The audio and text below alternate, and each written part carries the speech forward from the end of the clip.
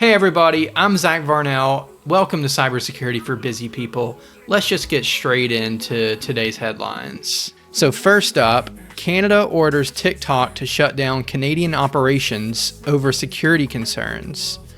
ByteDance, the parent company of TikTok, is getting the boot from Canada, but the app itself stays.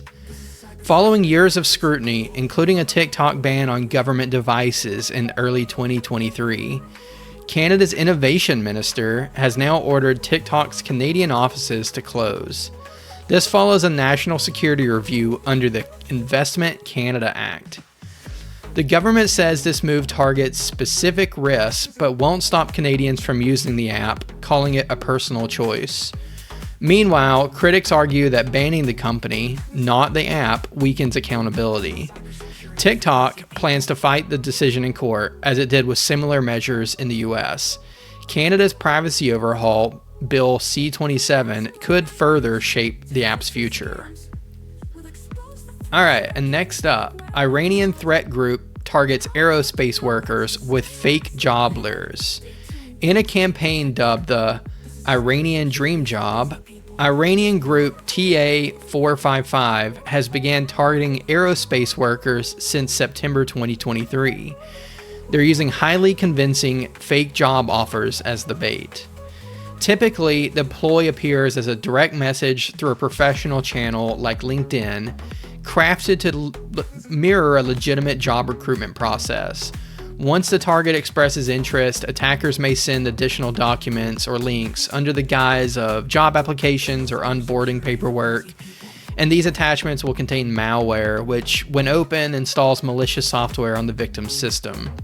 Researchers have noted that the malware used in this campaign bears similarities to the tools developed by North Korea's Lazarus group, suggesting they may be sharing techniques or maybe just one is mimicking the other.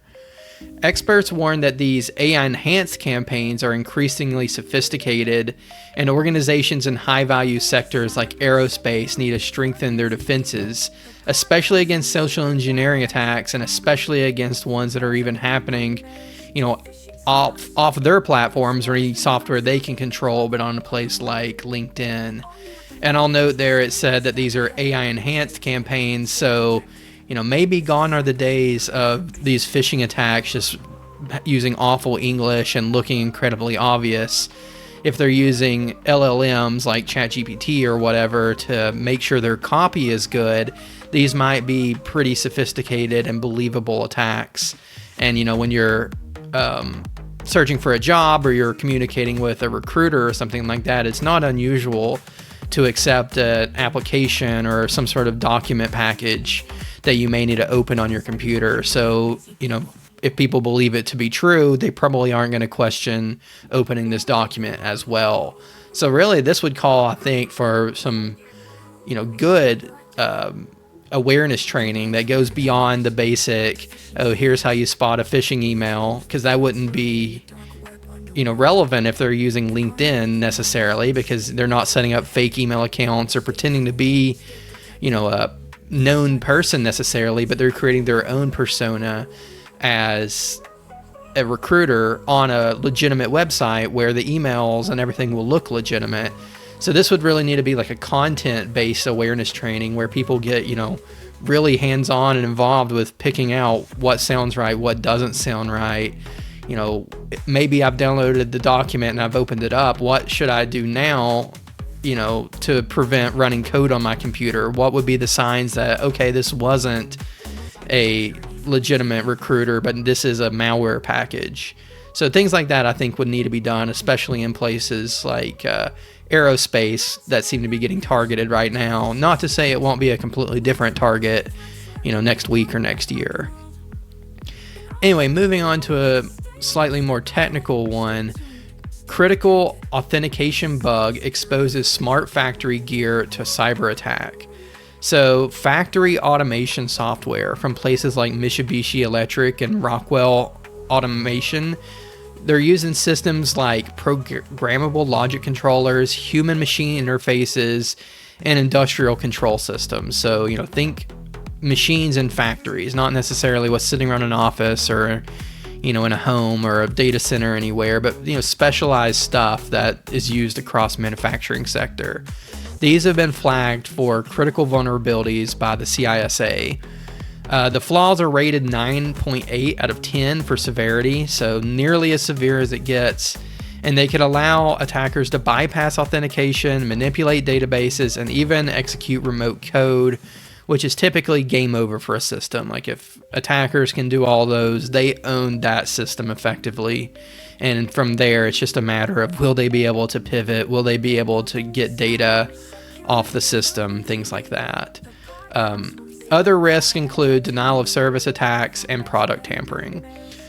So with smart factories among the top targets for nation-state cyber attacks, manufacturers are urged to apply patches immediately.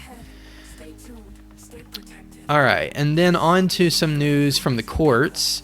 Facebook asked that the U.S. Supreme Court dismiss fraud lawsuit over Cambridge Analytica scandal. So for those who don't recall, Cambridge Analytica, a US or a UK-based consultancy, harvested the personal data of millions of Facebook users in 2015 without their consent. The data was used to create detailed voter profiles, which the firm leveraged to influence political campaigns, for money of course, and that included Trump's 2016 presidential bid, I believe, used them.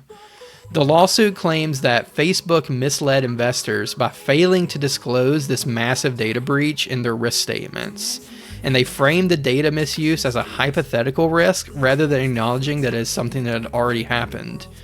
So Facebook is arguing that these risk disclosures don't need to reference past events, but that it's a forward-looking document about what they would do if these scenarios happen in the future.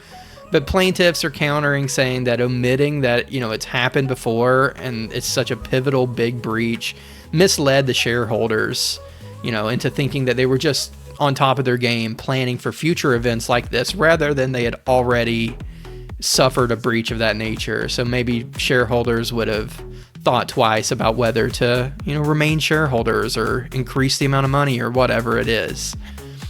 So the Supreme Court is now tasked with determining if this omission was legally misleading, and a decision is expected soon. With the rise of cyber attacks like the ones we've discussed today, it's more important than ever for companies to have a strong cybersecurity partner. Asteros helps organizations identify vulnerabilities before attackers can exploit them, offering services like penetration testing and ongoing vulnerability management. In today's rapidly evolving threat landscape, Asteros provides the expertise you need to protect your company's data and your valuable reputation.